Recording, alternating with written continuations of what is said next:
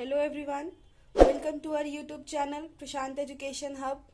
My name is Nidhi and today I am going to start refraction through glass slab and glass prism. ये physics का topic है, इसको हम आज complete करेंगे. इसमें हम रिफ्रैक्शन के बारे में पढ़ेंगे कि ग्लास स्लैब के थ्रू रिफ्रैक्शन कैसे होता है और प्रिज्म के थ्रू यानी कि ग्लास प्रिज्म के थ्रू भी रिफ्रैक्शन कैसे होता है. तो चलिए स्टार्ट करते हैं. रिफ्रैक्शन स्टार्ट करने से पहले हमें ये पता होना चाहिए कि जो रिफ्रैक्शन होता है वो किस तरीके से होता है. ठीक है, तो चलिए कंसिडर करते हैं कि ये जो हमारा रीजन है ये ग्लास का रीजन है और इस तरफ हमारा एयर है. ठीक है, अब देखिए कोई भी लाइट या कोई भी बेसिकली जो हमारी लाइट होती है इंसिडेंट रे जो है, अगर वो यहाँ से एयर से ग्लास की तरफ ग्लास में जाएगी तो जो एयर का मीडियम होता है उसको रेयरर मीडियम बोलते हैं और जो ग्लास वाला रीजन होता है उसको डेंसर मीडियम बोलते हैं. ये बात हमें पता है.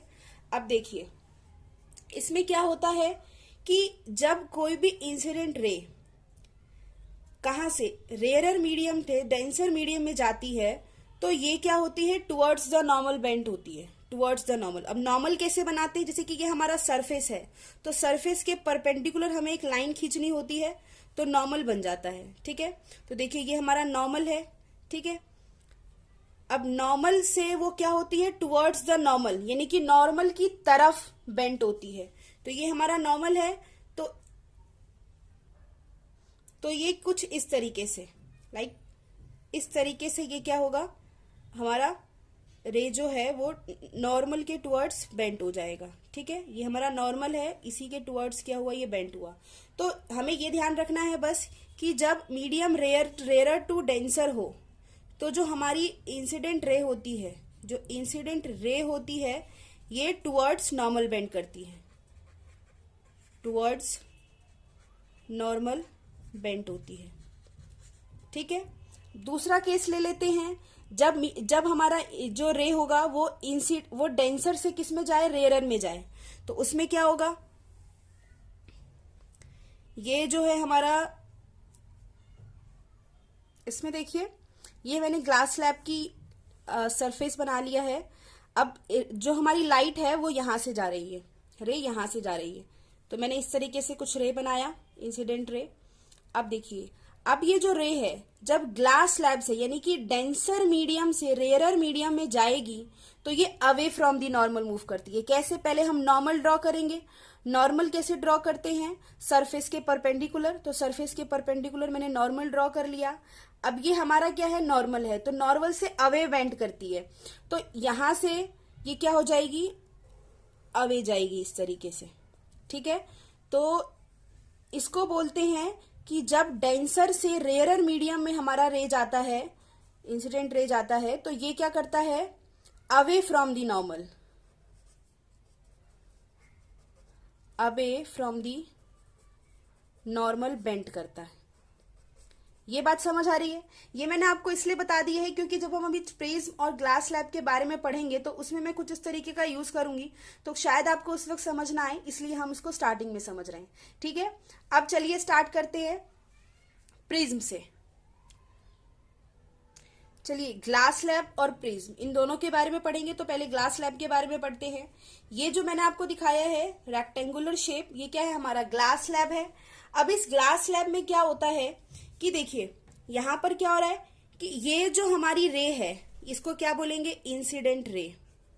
ठीक है, इंसिडेंट रे जो है ये हमारी ग्लास स्लैब में आई. बाहर का मीडियम आपको पता है रेयरर मीडियम है और अंदर कैसा मीडियम होगा, डेंसर मीडियम होगा. ये चीज हम बार बार नहीं पढ़ेंगे, इस चीज के बारे में हमें समझ आ चुका है स्टार्टिंग में. ठीक है, अब देखिए ये जो हमारी इंसिडेंट रे है ये जैसे ही रेयरर से डेंसर मीडियम में आएगी तो ये नॉर्मल, ये मैंने नॉर्मल ड्रॉ किया है परपेंडिकुलर टू द सरफेस. तो यहां पर क्या होगा, ये जो हमारा इंसिडेंट रे है ये जैसे ही रेयरर से डेंसर मीडियम में आएगा तो ये नॉर्मल के टुवर्ड्स बेंट होगा. तो ये जो रे है हमारी ये नॉर्मल के, ये वाली रे ये नॉर्मल के टुवर्ड्स बेंट हो चुकी है. ठीक है, अब देखिए अब यहां तक आ गई ये रे. अब ये जो रे है ये जब वापस से, ये वाला मीडियम जो ग्लास स्लैब का है ये क्या है, डेंसर है. तो जब ये डेंसर से वापस रेयरर में आएगी तो क्या होगा, ये नॉर्मल से अवे बेंट होगी, अवे। तो ये वाला जो चीज आप देख रहे हैं, ये वाली रे, ये क्या हो गई, away from the normal bent हुई है, ठीक है। तो इस रे को अब क्या बोलेंगे, इमरजेंट रे बोलते हैं। क्या बोलते हैं, इमरजेंट रे। इसमें कुछ टर्म्स आएंगे जो कि बहुत ही इंपॉर्टेंट है, जैसे कि इंसिडेंट रे क्या होता है, इमरजेंट रे क्या होता है, lateral displacement, angle of deviation, इन सब चीजों के बारे में पढ़ेंगे। इमरजेंट रे समझ आ गया। अब देखिए, नॉर्मल और इंसिडेंट रे के बीच में जो एंगल बनता है उसको बोलते हैं एंगल ऑफ इंसिडेंस, एंगल आई, ठीक है। अब अगेन नॉर्मल और जो ये हमारा क्या होता है, इमरजेंट रे होता है, इसके बीच में जो एंगल बनता है इसको बोलते हैं angle of E, angle of emergent.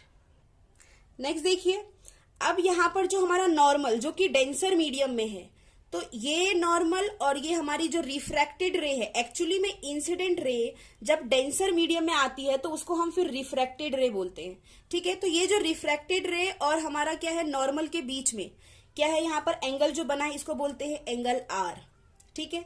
Same angle are दो जगह बनेगा, इमरजेंट रे के साथ इधर भी अपोजिट में, तो यहां पर भी हमारा क्या है, ये एंगल आर होगा। इतनी बात समझ आ रही है आपको।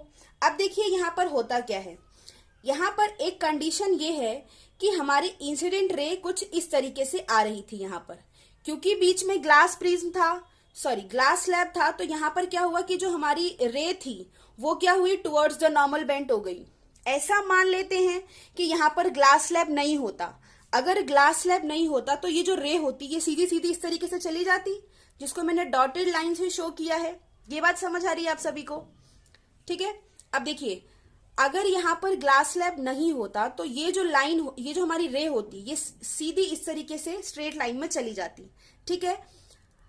लेकिन ग्लास स्लैब होने की वजह से हमारी जो इंसिडेंट रे है वो कैसे जा रही है, एक्चुअली में जो उसका पाथ था और जो अब पाथ है ग्लास स्लैब होने के बाद, उन दोनों में क्या है, डिस्टेंस है। ये जो डिस्टेंस मैंने शो किया है यहां पर अभी, ठीक है। तो इस डिस्प्लेसमेंट को क्या बोलते हैं, लेटरल डिस्प्लेसमेंट। इसको क्या बोलते हैं, लेटरल डिस्प्लेसमेंट। ये बात समझ आ रही है आपको। तो यहां पर क्या होता है कि एंगल ऑफ इमरजेंट रे और जो हमारा एक्चुअल रे था इंसिडेंट रे, वो क्या दोनों होती है यहां पर पैरेलल होती हैं। ये बात समझ आ रही है आपको, ठीक है। अब चलिए, अब हम ग्लास प्रिज्म की तरफ चलते हैं। ग्लास प्रिज्म जो है ये हमारा ट्रायंगुलर शेप का होता है, इसमें सेम ऐसा ही पाथवे फॉलो होता है, but there is few differences. जैसे कि देखिए, ये वाला जो हमारा रे है ये हमारा क्या होगा, इंसिडेंट रे होगा। इंसिडेंट रे को अब यहां पर भी रेयर और डेंसर की बात करेंगे। बाहर जो है हमारा रेयर मीडियम है, और अगर हमारा ग्लास प्रिज्म है तो उसमें डेंसर मीडियम होगा। ये बात समझ आ रही है आपको। तो देखिए यहां पर क्या होता है कि जैसे ही एंगल ऑफ इंसिडेंट रे जो है जब ग्लास प्रिज्म की तरफ एंटर करता है तो ये रेयर से डेंसर में जा रहा है, ठीक है। तो यहां पर क्या होता है, कुछ इस तरीके से हम इसमें भी हम नॉर्मल पर पहले बना लेते हैं दोनों तरफ, ठीक है। तो यहां पर नॉर्मल ड्रॉ कर दिया है मैंने। जैसे ही इंसिडेंट रे जो है रेयर मीडियम से डेंसर में जाएगा तो ये टुवर्ड्स द नॉर्मल होगा, यानी कि नॉर्मल के टुवर्ड्स में ये कुछ इस तरीके से बेंट होगा, ठीक है। अब इस रे को क्या बोलेंगे, अभी बताया था थोड़ी देर पहले यहां पर मैंने कि ये जो रे होती है इसको क्या बोलते हैं, रिफ्रैक्टेड रे, ठीक है। तो वहां पर भी इसको क्या बोलेंगे, रिफ्रैक्टेड रे। अब ये रिफ्रैक्टेड रे जो है ये अब फिर से यहां से क्या होगा, अब ये जो रे है ग्लास स्लैब से बाहर की तरफ जाएगा। तो ग्लास में क्या है, यहाँ पर डेंसर मीडियम है, तो डेंसर टू रेयर जब हम जाते हैं तो क्या होता है, away from the normal. Normal ये है तो इसके अवे जाकर के इस तरीके से यहां पर बेंट होता है। ये बात समझ आ रही है आप लोगों को, ठीक है। आगे चलते हैं। अब देखिए ये जो रे है हमारा, इसको बोलेंगे हम इंसिडेंट रे, बीच वाले को रिफ्रैक्टेड रे बोलते हैं, ठीक है। और ये जो हमारा निकलता है यहां से इसको क्या बोलते हैं, इमरजेंट रे। ये अभी हमने पढ़ा था पीछे, ठीक है। इतनी बात समझ आ रही है। अब देखिए यहां पर जो हमारा ये वाला एंगल है इसको बोलेंगे एंगल आई, और जो रे निकलेगी इमरजेंट रे वो जो ग्लास स्लैब के साथ प्रिज्म के साथ जो एंगल बनाएगी उसको क्या बोलेंगे, angle of E, angle of emergent, ठीक है। अब देखिए यहां पर खास बात ये है कि अगर इसमें भी सेम हम ऐसी कंडीशन मान लेंगे जैसे हमने ग्लास स्लैब में माना था, कि मान लेते हैं कि ये ग्लास प्रिज्म नहीं होता यहाँ पर, तो ये जो हमारी इंसिडेंट रे है ये इस तरीके से आगे जाती, इस तरीके से चली जाती, जैसे मैंने डॉटेड लाइन में शो किया, ऐसे ये चली जाती यहां से, ठीक है।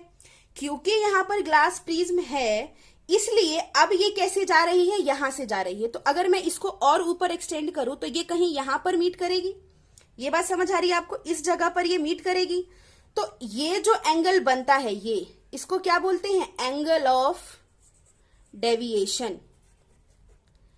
ये बहुत इंपॉर्टेंट चीजें हैं, इंपॉर्टेंट टर्म है जो आपको जनरली समझ नहीं आती है, तो यहां पर ध्यान से देखेंगे।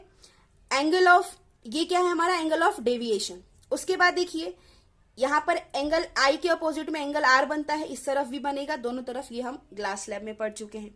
इतनी बात समझ आ रही है। तो ये था हमारा ग्लास प्रिज्म और ग्लास स्लैब।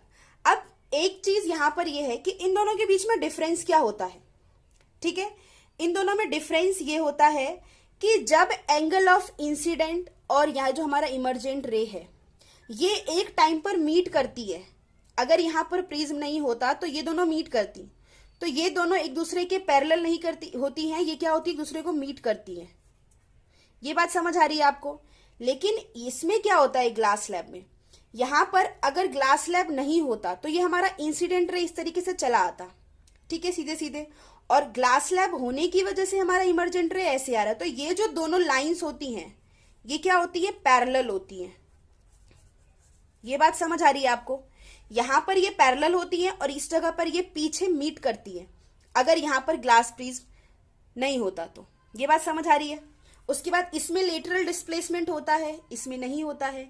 ये चीज समझ आ रही है, बोलिए ये चीज समझ आ रही है सभी बच्चे को।